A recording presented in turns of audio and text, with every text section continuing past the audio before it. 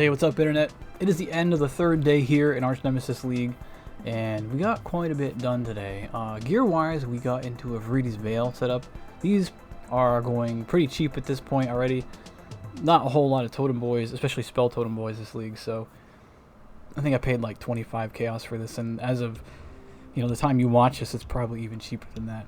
So obviously we got into the Coward's Legacy alongside that. I was actually able to make this myself. I had to buy the Vial of Consequence for this, but I dropped my own Coward's Chains, so I just ran some more Alvas until I got a tier 3 sack chamber, and I have a bunch of Alva points in the tree, so it wasn't too long before we were able to make this. We also got into a Pandemonious. I think in total this cost me about 75 Chaos or so of cards. There's a new card called Silence and Frost. They're going for about 10 to 12 per, so I paid about 10 for most of them. Obviously I don't have enough currency to anoint this with Whispers of Doom like I'd like to. And alongside the Viridi's, obviously we have our magic ring. I'm actually wearing 2 magic rings. Like I mentioned this before in previous videos, I'm going to try running this for immunity to crit damage. So whenever we roll like critical strikes on maps, the bonus damage won't affect us. So basically it's just like taking a normal hit, which is a pretty big deal because I think spike damage is sort of your biggest issue with this build for sure.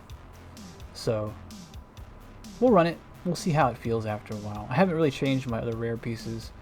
I haven't changed my wands or anything. I did buy a 2120 Ice Spear too. So I've got this in the pocket for the occasional boss that has a bunch of buffs or something like that. But I've mostly been rocking Ice Spear. As far as the Atlas goes, I'm at 109 out of 117, so I pretty much finished my Atlas in terms of the actual core maps. I haven't done a Shaper Guardian, but I did do Veritania, and we're getting up into the pinnacle content now. I've got no more tier 16 maps, just a bunch of uniques left for the actual skill points off the Atlas, and then it's going to be, Eater of Worlds and stuff. I just got done out of my first Maven 10-way where I actually died to like a random fireball that I didn't see coming.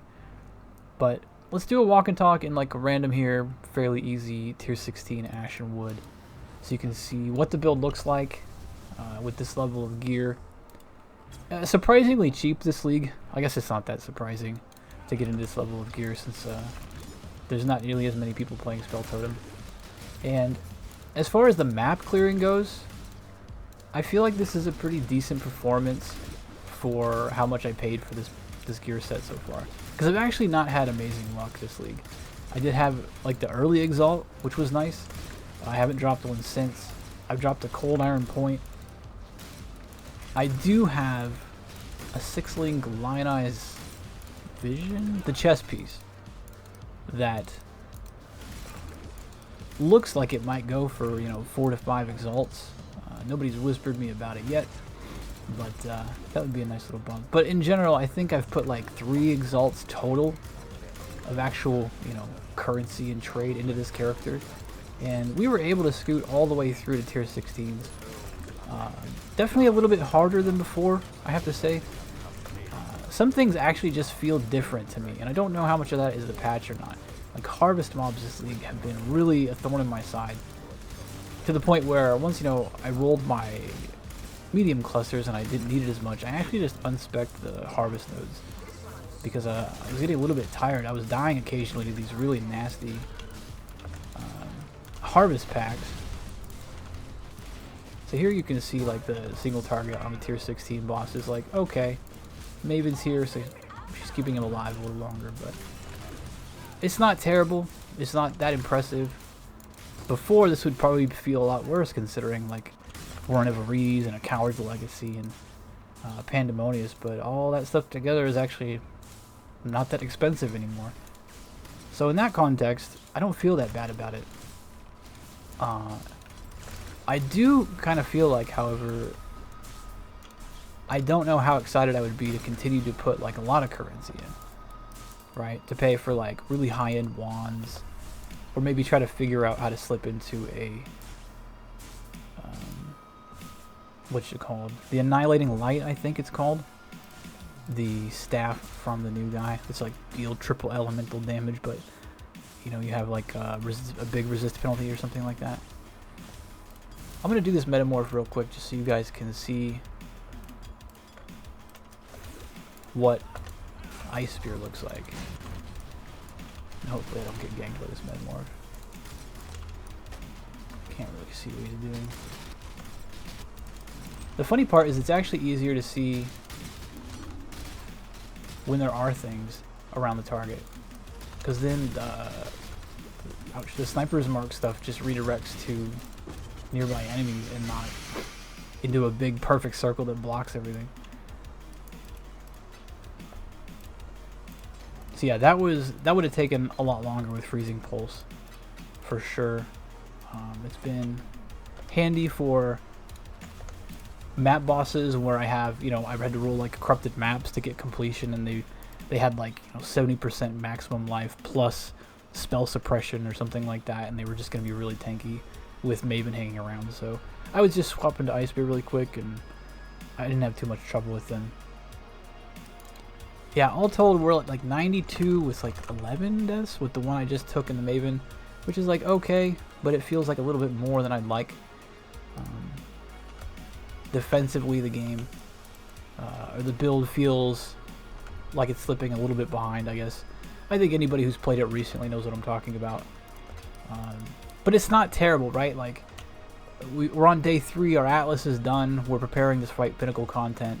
We'll definitely have decent single target DPS. I'm sure that I'd be able to do even the Maven probably, you know, with like 20 to 30 C of upgrades to like wands.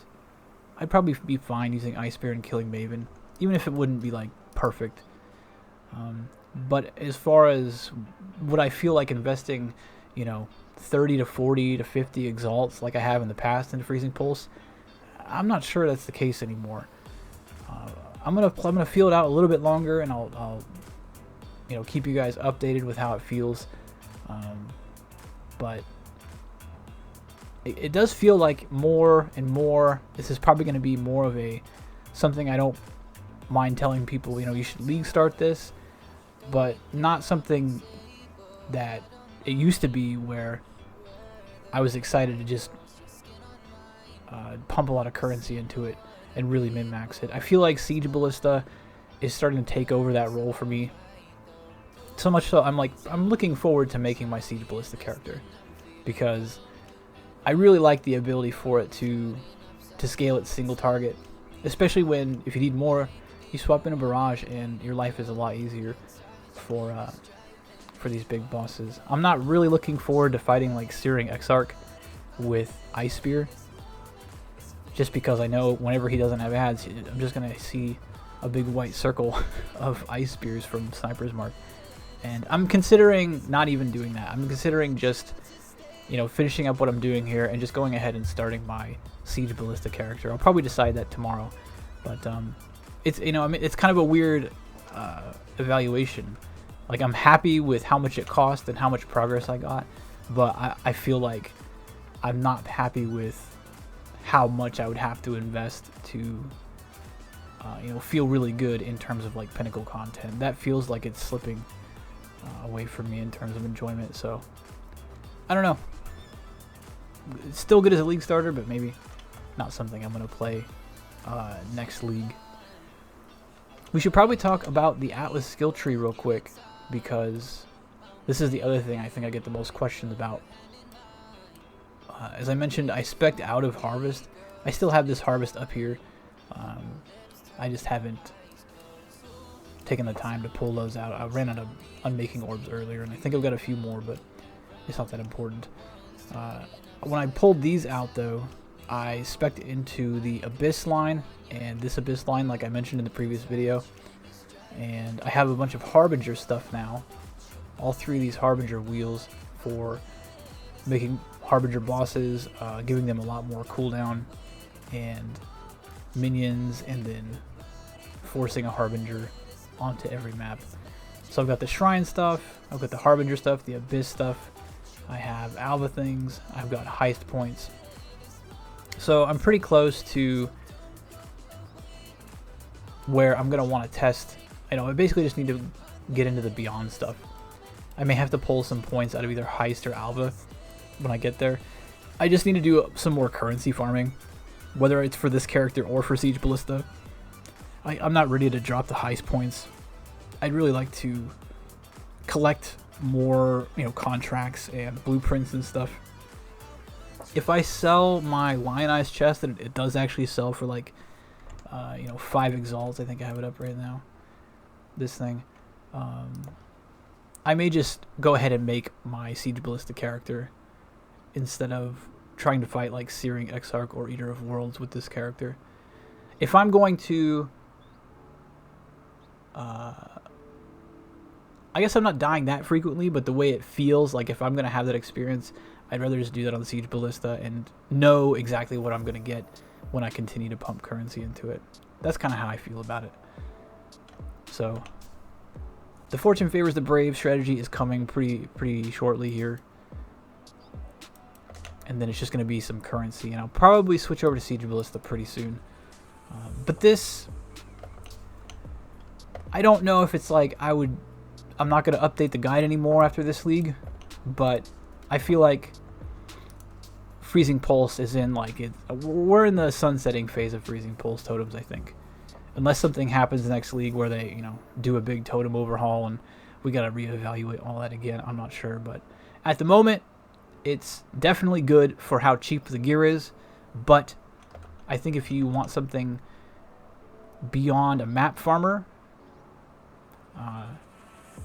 I don't know how much currency I would invest unless you're willing to invest a whole bunch because you just really like Freezing Pulse totems that much. Anyway, we're getting to the rambling part of the video, so I'm going to wrap it up. As always, I'm still streaming a bunch at League Start, and if you want to come check it out, you can find me at twitch.tv/WallogTV. Leave a sub if you like these videos, and I will catch you guys tomorrow for the next video. Peace.